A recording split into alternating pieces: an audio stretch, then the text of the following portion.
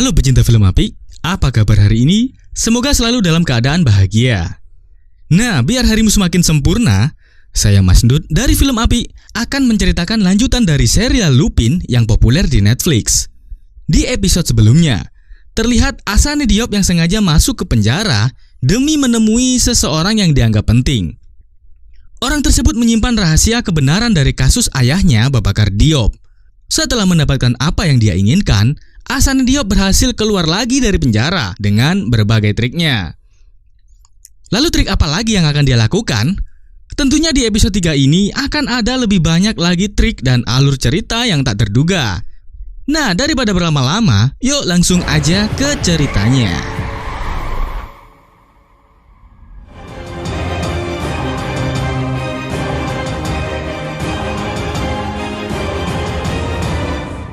Diawali dengan Asane yang ternyata sudah mengintai Dumon. Ia bahkan menyadap seluruh CCTV yang terpasang di sekitar rumahnya. Ia juga menyelidiki hal-hal spesifik tentang apa yang sering Dumon lakukan. Lalu, scene berpindah pada Dumon yang sedang rapat di balai kota. Tiba-tiba datang seseorang yang mengaku sebagai petugas IT.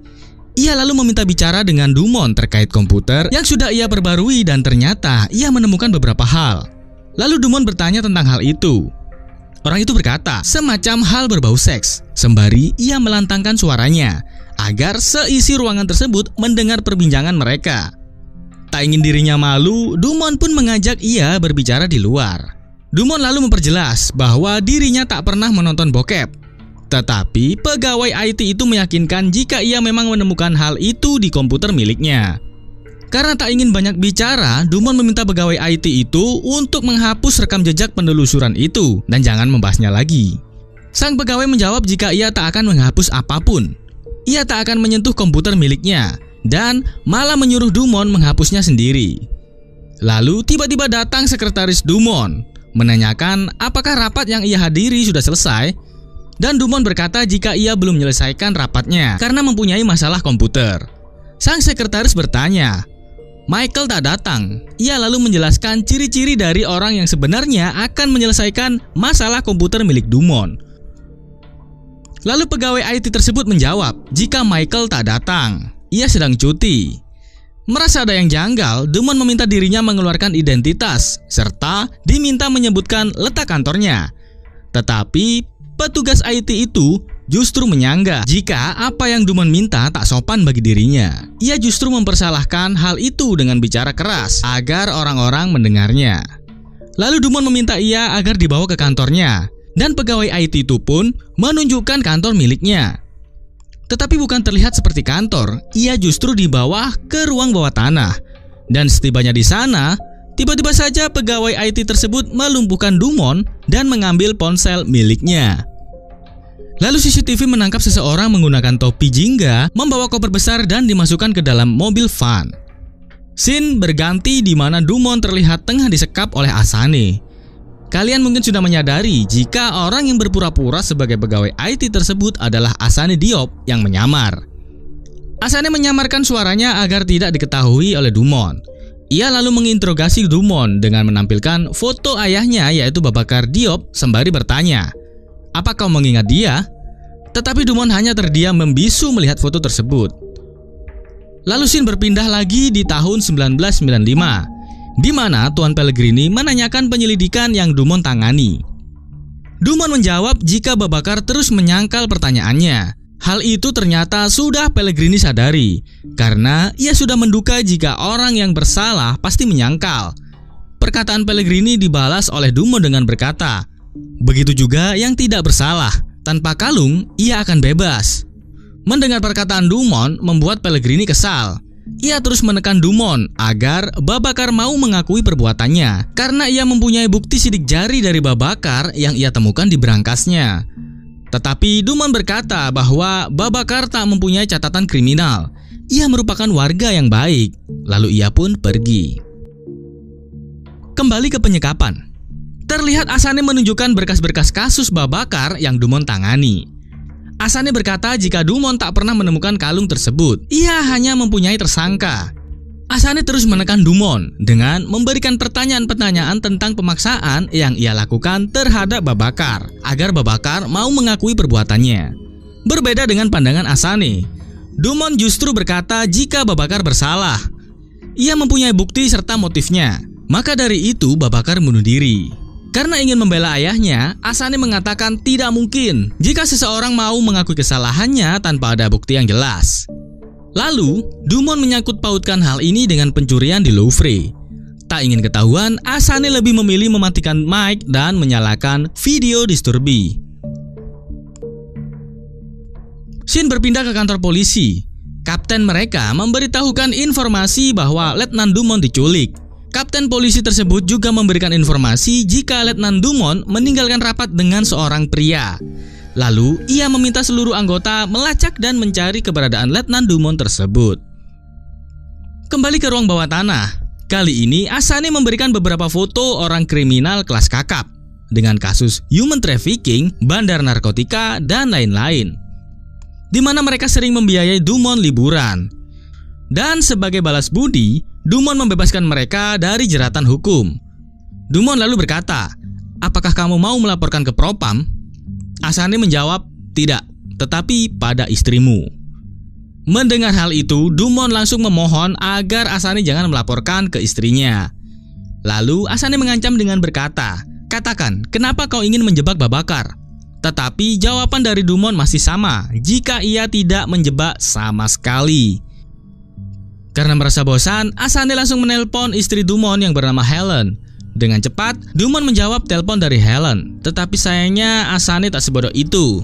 Ia mematikan mikrofonnya agar Dumon tak bisa berkomunikasi dengan istrinya. Lalu, ia kembali mengancam.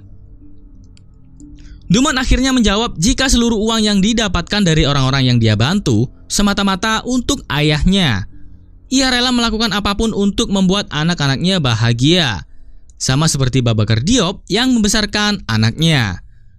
Perkataan Dumon itu membuat Asane terpancing dan bertanya, "Tahu apa kau soal itu?" Lalu Dumon menjelaskan tentang kondisi ayah Asane yang baru saja tiba dari Senegal. Tak punya uang sepeser pun, sedangkan ia harus membesarkan anaknya. Dan dia hanya terdiam.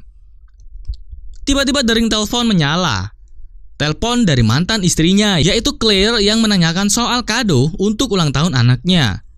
Rupanya Asane lupa akan hal itu. Tetapi ia berkata jika ia mempunyai kejutan. Claire udah terlalu bosan mendengar alasan yang sama. Ia hanya mengingatkan saja dan meminta dirinya untuk menjaga diri. Lalu, Shin menampilkan saat di mana mereka berdua pertama kali bertemu di sebuah kelas.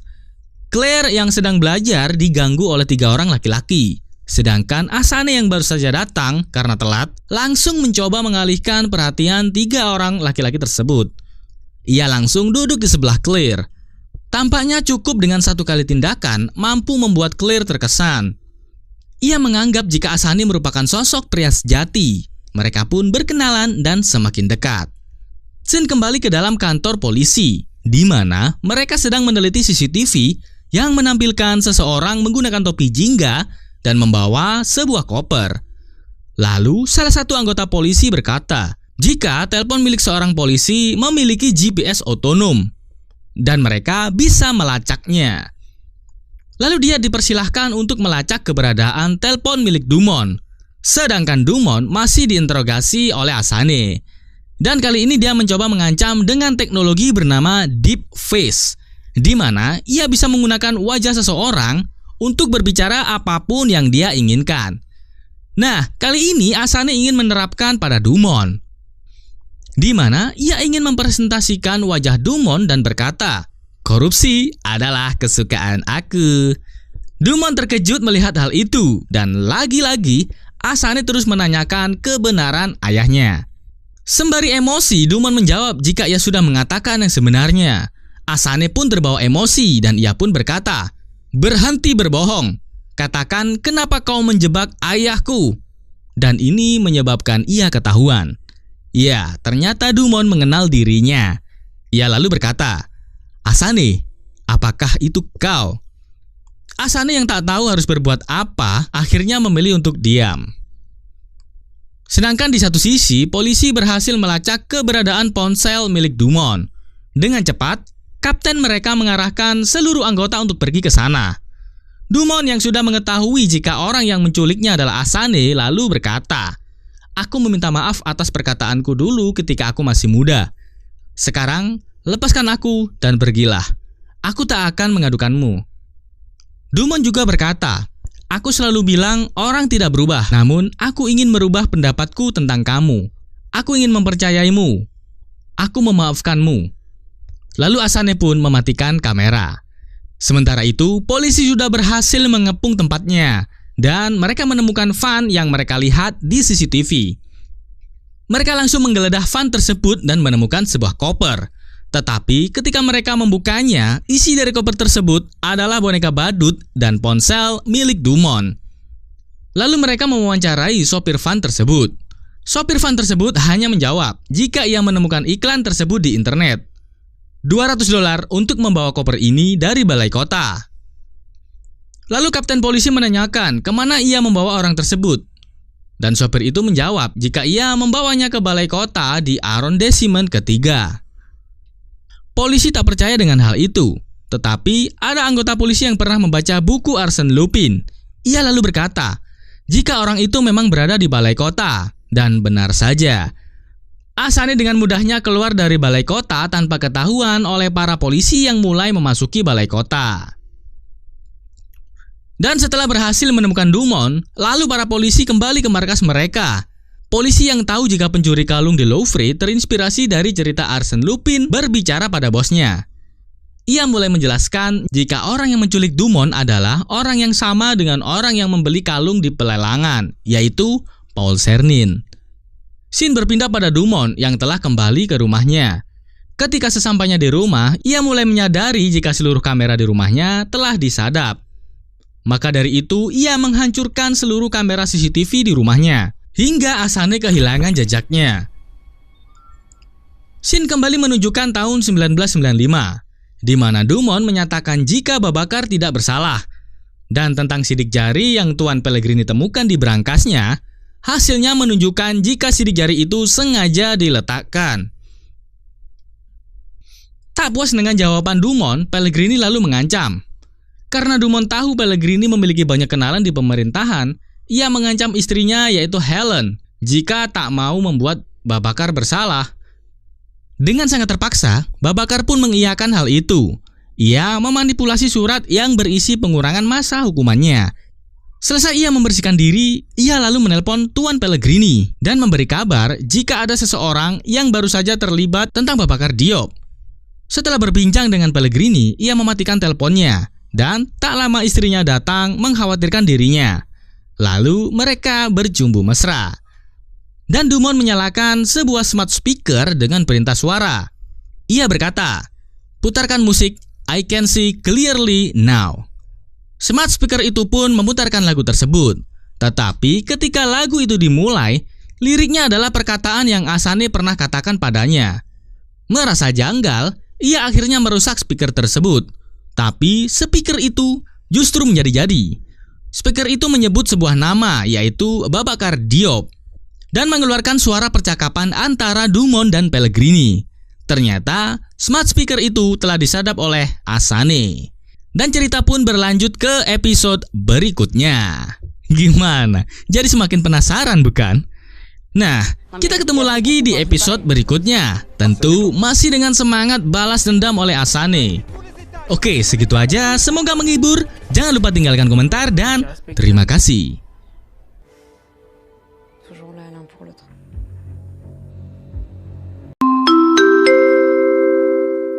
Pintu bioskop 1 susah dibuka.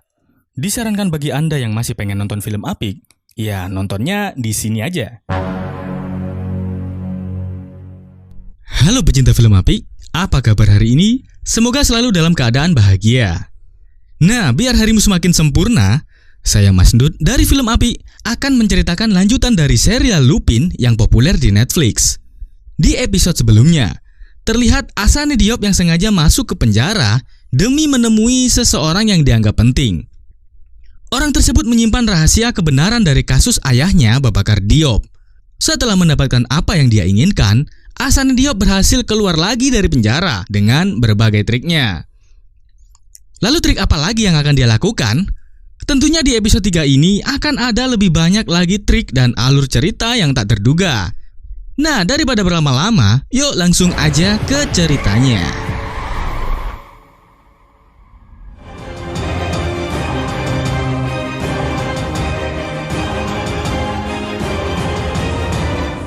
Diawali dengan Asane yang ternyata sudah mengintai Dumon. Ia bahkan menyadap seluruh CCTV yang terpasang di sekitar rumahnya. Ia juga menyelidiki hal-hal spesifik tentang apa yang sering Dumon lakukan. Lalu, scene berpindah pada Dumon yang sedang rapat di balai kota. Tiba-tiba datang seseorang yang mengaku sebagai petugas IT. Ia lalu meminta bicara dengan Dumon terkait komputer yang sudah ia perbarui dan ternyata ia menemukan beberapa hal. Lalu Dumon bertanya tentang hal itu. Orang itu berkata, semacam hal berbau seks, sembari ia melantangkan suaranya agar seisi ruangan tersebut mendengar perbincangan mereka.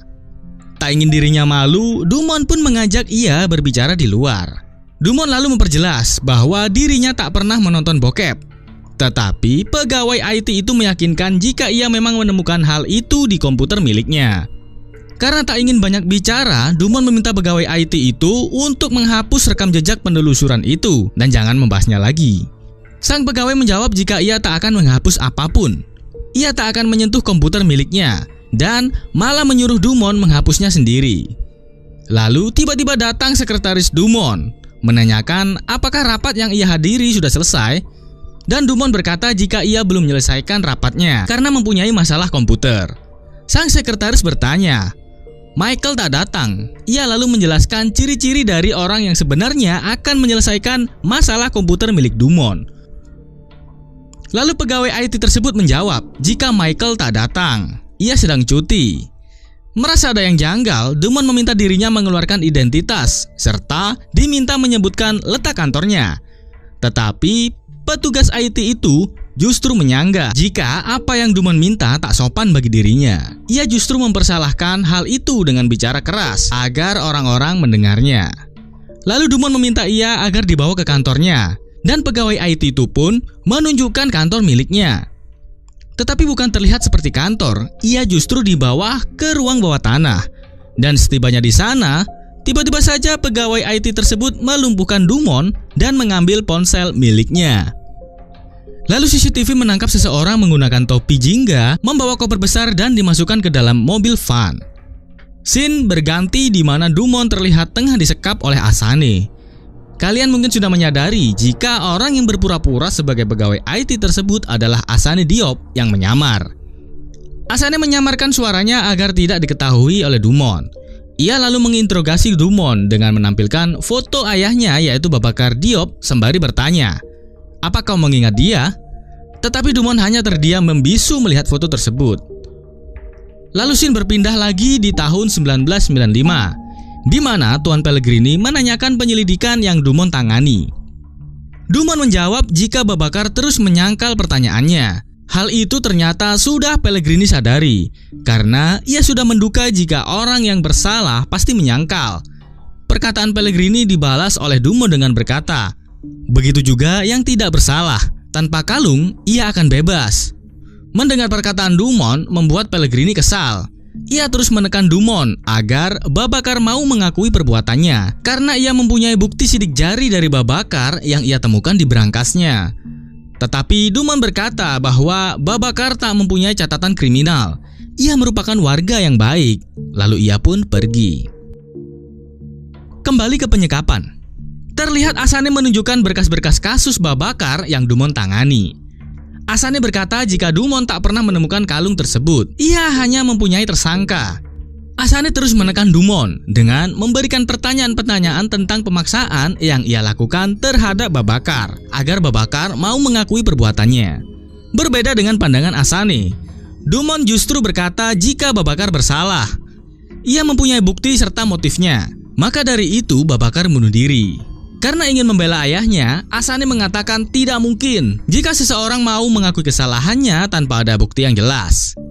Lalu, Dumon menyangkut pautkan hal ini dengan pencurian di Louvre. Tak ingin ketahuan, Asane lebih memilih mematikan mic dan menyalakan video disturbi. Scene berpindah ke kantor polisi. Kapten mereka memberitahukan informasi bahwa Letnan Dumont diculik. Kapten polisi tersebut juga memberikan informasi jika Letnan Dumont meninggalkan rapat dengan seorang pria. Lalu, ia meminta seluruh anggota melacak dan mencari keberadaan Letnan Dumont tersebut. Kembali ke ruang bawah tanah. Kali ini, Asane memberikan beberapa foto orang kriminal kelas kakap dengan kasus human trafficking, bandar narkotika, dan lain-lain, di mana mereka sering membiayai Dumont liburan. Dan sebagai balas budi, Dumont membebaskan mereka dari jeratan hukum. Dumont lalu berkata, "Apakah kamu mau melaporkan ke Propam?" Asane menjawab, "Tidak, tetapi pada istrimu." Mendengar hal itu, Dumont langsung memohon agar Asane jangan melaporkan ke istrinya. Lalu Asane mengancam dengan berkata, "Katakan, kenapa kau ingin menjebak Babakar?" Tetapi jawaban dari Dumont masih sama jika ia tidak menjebak sama sekali. Karena merasa bosan, Asane langsung menelpon istri Dumont yang bernama Helen. Dengan cepat, Dumont menjawab telepon dari Helen. Tetapi sayangnya Asane tak sebodoh itu. Ia mematikan mikrofonnya agar Dumont tak bisa berkomunikasi dengan istrinya. Lalu ia kembali mengancam. Dumont akhirnya menjawab jika seluruh uang yang didapatkan dari orang-orang yang dia bantu semata-mata untuk ayahnya. Ia rela melakukan apapun untuk membuat anak-anaknya bahagia, sama seperti Babakar Diop yang membesarkan anaknya. Perkataan Dumont itu membuat Asane terpancing dan bertanya, "Tahu apa kau soal itu?" Lalu Dumont menjelaskan tentang kondisi ayah Asane yang baru saja tiba dari Senegal. Tak punya uang sepeser pun, sedangkan ia harus membesarkan anaknya, dan dia hanya terdiam. Tiba-tiba dering telepon menyala. Telepon dari mantan istrinya, yaitu Claire, yang menanyakan soal kado untuk ulang tahun anaknya. Rupanya Asane lupa akan hal itu, tetapi ia berkata jika ia mempunyai kejutan. Claire udah terlalu bosan mendengar alasan yang sama. Ia hanya mengingatkan saja dan meminta dirinya untuk menjaga diri. Lalu, scene menampilkan saat di mana mereka berdua pertama kali bertemu di sebuah kelas. Claire yang sedang belajar diganggu oleh 3 orang laki-laki. Sedangkan Asane yang baru saja datang karena telat, langsung mencoba mengalihkan perhatian 3 orang laki-laki tersebut. Ia langsung duduk di sebelah Claire. Tampaknya cukup dengan 1 kali tindakan mampu membuat Claire terkesan. Ia menganggap jika Asane merupakan sosok pria sejati. Mereka pun berkenalan dan semakin dekat. Scene kembali ke dalam kantor polisi, di mana mereka sedang meneliti CCTV yang menampilkan seseorang menggunakan topi jingga dan membawa sebuah koper. Lalu salah satu anggota polisi berkata, jika telepon milik seorang polisi memiliki GPS otonom dan mereka bisa melacaknya. Lalu dia dipersilahkan untuk melacak keberadaan telepon milik Dumont. Sedangkan Dumont masih diinterogasi oleh Asane. Dan kali ini dia mencoba mengancam dengan teknologi bernama Deep Face, di mana ia bisa menggunakan wajah seseorang untuk berbicara apapun yang dia inginkan. Nah, kali ini Asane ingin menerapkan pada Dumont, di mana ia ingin mempresentasikan wajah Dumont dan berkata, "Korupsi adalah kesukaan aku." Dumont terkejut melihat hal itu, dan lagi-lagi Asane terus menanyakan kebenaran ayahnya. Sembari emosi, Dumont menjawab jika ia sudah mengatakan yang sebenarnya. Asane pun terbawa emosi dan ia pun berkata, "Berhenti berbohong. Katakan kenapa kau menjebak ayahku." Dan ini menyebabkan ia ketahuan. Ya, ternyata Dumont mengenal dirinya. Ia lalu berkata, "Asane, apakah itu kau?" Asane yang tak tahu harus berbuat apa, akhirnya memilih untuk diam. Sedangkan di satu sisi, polisi berhasil melacak keberadaan ponsel milik Dumont. Dengan cepat, kapten mereka mengarahkan seluruh anggota untuk pergi ke sana. Dumont yang sudah mengetahui jika orang yang menculiknya adalah Asane lalu berkata, "Aku meminta maaf atas perkataanku dulu ketika aku masih muda. Sekarang, lepaskan aku dan pergilah. Aku tak akan mengadukanmu." Dumont juga berkata, "Aku selalu bilang orang tidak berubah, namun aku ingin merubah pendapatku tentang kamu. Aku ingin mempercayaimu. Aku memaafkanmu." Lalu Asane pun mematikan kamera. Sementara itu, polisi sudah berhasil mengepung tempatnya dan mereka menemukan van yang mereka lihat di CCTV. Mereka langsung menggeledah van tersebut dan menemukan sebuah koper. Tetapi ketika mereka membukanya, isi dari koper tersebut adalah boneka badut dan ponsel milik Dumont. Lalu mereka mewawancarai sopir van tersebut. Sopir van tersebut hanya menjawab jika ia menemukan iklan tersebut di internet. $200 untuk membawa koper ini dari balai kota. Lalu kapten polisi menanyakan kemana ia membawa orang tersebut. Dan sopir itu menjawab jika ia membawanya ke balai kota di arrondissement ketiga. Polisi tak percaya dengan hal itu, tetapi ada anggota polisi yang pernah membaca buku Arsène Lupin. Ia lalu berkata, jika orang itu memang berada di balai kota, dan benar saja. Asane dengan mudahnya keluar dari balai kota tanpa ketahuan oleh para polisi yang mulai memasuki balai kota. Dan setelah berhasil menemukan Dumont, lalu para polisi kembali ke markas mereka. Polisi yang tahu jika pencuri kalung di Louvre terinspirasi dari cerita Arsène Lupin berbicara pada bosnya. Ia mulai menjelaskan jika orang yang menculik Dumont adalah orang yang sama dengan orang yang membeli kalung di pelelangan, yaitu Paul Cernin. Scene berpindah pada Dumont yang telah kembali ke rumahnya. Ketika sesampainya di rumah, ia mulai menyadari jika seluruh kamera di rumahnya telah disadap. Maka dari itu, ia menghancurkan seluruh kamera CCTV di rumahnya, hingga Asane kehilangan jejaknya. Scene kembali menunjukkan tahun 1995, di mana Dumont menyatakan jika Babacar tidak bersalah. Dan tentang sidik jari yang Tuan Pellegrini temukan di berangkasnya, hasilnya menunjukkan jika sidik jari itu sengaja diletakkan. Tak puas dengan jawaban Dumont, Pellegrini lalu mengancam. Karena Dumont tahu Pellegrini memiliki banyak kenalan di pemerintahan, ia mengancam istrinya yaitu Helen jika tak mau membuat Babacar bersalah. Dengan sangat terpaksa, Babacar pun mengiyakan hal itu. Ia memanipulasi surat yang berisi pengurangan masa hukumannya. Selesai ia membersihkan diri, ia lalu menelpon Tuan Pellegrini dan memberi kabar jika ada seseorang yang baru saja terlibat tentang Babacar Diop. Setelah berbincang dengan Pellegrini, ia mematikan teleponnya. Dan tak lama istrinya datang mengkhawatirkan dirinya. Lalu mereka berjumbu mesra. Dan Dumont menyalakan sebuah smart speaker dengan perintah suara. Ia berkata, putarkan musik I Can See Clearly Now. Smart speaker itu pun memutarkan lagu tersebut. Tetapi ketika lagu itu dimulai, liriknya adalah perkataan yang Asane pernah katakan padanya. Merasa janggal, ia akhirnya merusak speaker tersebut. Tapi speaker itu justru menjadi-jadi. Speaker itu menyebut sebuah nama, yaitu Babacar Diop, dan mengeluarkan suara percakapan antara Dumont dan Pellegrini. Ternyata smart speaker itu telah disadap oleh Asane. Dan cerita pun berlanjut ke episode berikutnya. Gimana? Jadi semakin penasaran bukan? Nah, kita ketemu lagi di episode berikutnya. Tentu masih dengan semangat balas dendam oleh Asane. Oke, segitu aja. Semoga menghibur. Jangan lupa tinggalkan komentar dan terima kasih.